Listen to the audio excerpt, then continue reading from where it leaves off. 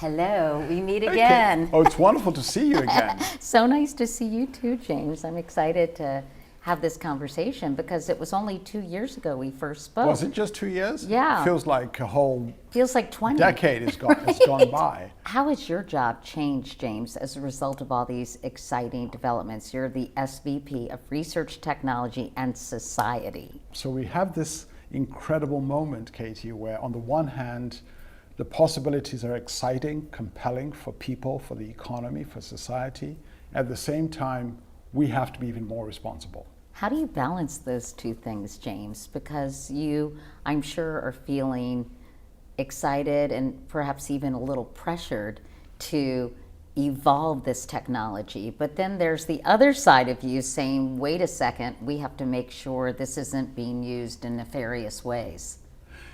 I think we have to do both. I don't think it's one or the other, because there's so much at stake that could benefit people in society on the one hand, but there's also all this incredible need to be responsible. So we've had these AI principles that go back to 2018 that Google first established. On the one hand, can this be beneficial in any way? So we try to be guided by that. And at the same time, we try to be guided by this question, could this be harmful in any way? So those two thoughts are what guide us. So we're constantly trying to get feedback from users, from governments, from society, to see how are we doing. We're trying to make sure this is as beneficial as possible. For example, in this moment where we've got this extraordinary challenges of climate change, a long-standing problem in society was always, how do you predict floods accurately? Because we know that if you can make predictions and give people something like 5 to 7 days notice, the damage is reduced, casualties are reduced dramatically. So we started a little experiment in Bangladesh, and it worked. We expanded that to the southern part of India. Since that time, a year and a half ago, and now, we're now doing this in over 80 countries, covering 460 million people. So you look at those kinds of beneficial impacts. Today, what those people get is an alert. Now, they may never know that they're getting this alert because of AI. They'll probably just think, oh, I got an alert to get out of the way. The same thing is even starting to happen in biology and in medicine in Southern Africa. We're using AI systems to do tuberculosis diagnostics and screening in places where resources are limited. So we had this study where I think close to 2,000 people were involved in Zambia using these pre-screening techniques using AI. So now all of a sudden, populations that couldn't get screening for TB now get that. The possibility is extraordinary. We just need to make sure we can benefit everybody, all people everywhere. You grew up in Zimbabwe. You've worked in everything from robotics, James, to economics, to advising companies on growth and innovation. How have all of those life experiences and professional experiences influenced your approach to your day-to-day responsibilities?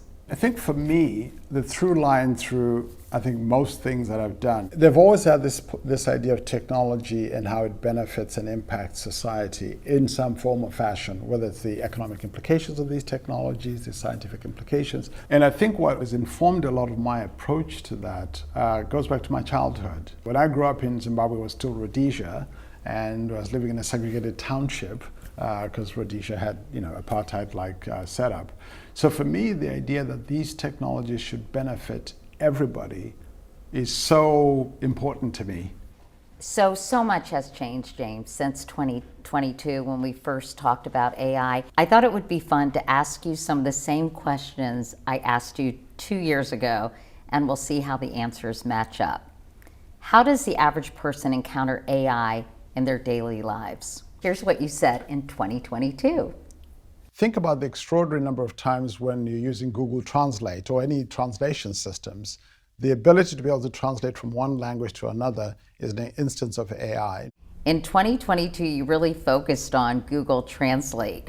Does that seem almost quaint now?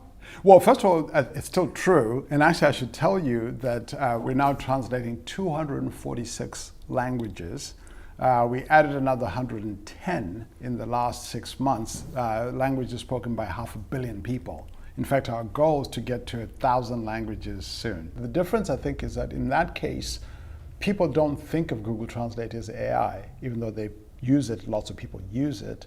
Whereas I think the experience people are having now with chatbots, I think they're now aware that they're using an AI system to draft things, summarize things, and understand things. Here's another question. What are some of the most innovative ways you're seeing business leaders embracing AI? Here's how you answered that question 2 years ago. The ones that are embracing it are absolutely making use of it in a whole variety of operational areas. So think about quality assurance. AI turns out is actually very good at predicting defects when things are coming off the assembly line, for example. So think about forecasting, planning, decision support. This has been one of the most exciting things to see how this has changed. Now they're using to do customer service, customer support, field diagnostics. One of my favorite ones, by the way, is something we're seeing recently. We have this incredible experimental product called Notebook LM. And what's extraordinary about that is people then, it uses this thing called long context, where you can put in hundreds of documents. There could be product specs, customer reviews, legal documents, etc., and engage with all of them in whatever language you want. Wow. I think it's extraordinary. So we're seeing teams start to work differently using products like that. Question number 3 that I asked you 2 years ago. How do you see AI impacting the role of business leaders in the next 5 to 10 years? Would you like to know what you said in 2022? Yes. Just experiment with it. Compare what you can do with AI versus not in all your areas of operations.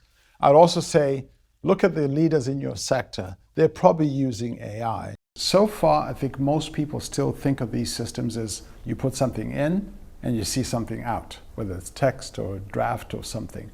I think these agentive capabilities are going to be remarkable for business. This is when you get these systems to actually do and take actions, connects to other systems. So this agentive action-taking part of it, which is more than just the decision-making, is going to be a new tool for businesses that it's going to be remarkable. So it's more integrated in every aspect of what you're doing? It's more integrated to almost every other system, and you can also have it take actions. Well, I can't wait to interview you in 2 years, James, or maybe a shorter time period, because things are moving so quickly. It's very exciting, and I'm curious how you feel about the age-old question, well, as old as AI, about it replacing people. I think it'll be assistive to people in doing their jobs. I mean, the analogy that I think of is mathematicians didn't stop doing mathematics when the calculator showed up.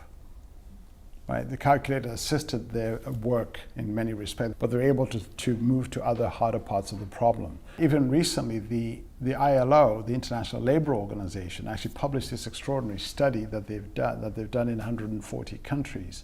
And even by their estimate, is that something like the assistive effect is going to be 6 times the size of the displacive effect from this technology. So I think the possibilities for people, I think, are extraordinary. What I take comfort from, Katie, is the fact that we're so early in this technology. I think that's exciting, and I think that's great, as opposed to waiting 20, 30 years and then say, okay, now how do we think about this? So that I have a lot of hope in the debates and the discussions that we're having now. It's very exciting, and I'm glad you're really a leading voice in AI, because I think that's so important, and I think your background helps you be very mindful of all the things people are concerned about. Well, thank you. I'm excited that you're interested in it, and hopefully others who are listening to this are interested. I think this is something we all have to be involved and engaged in together.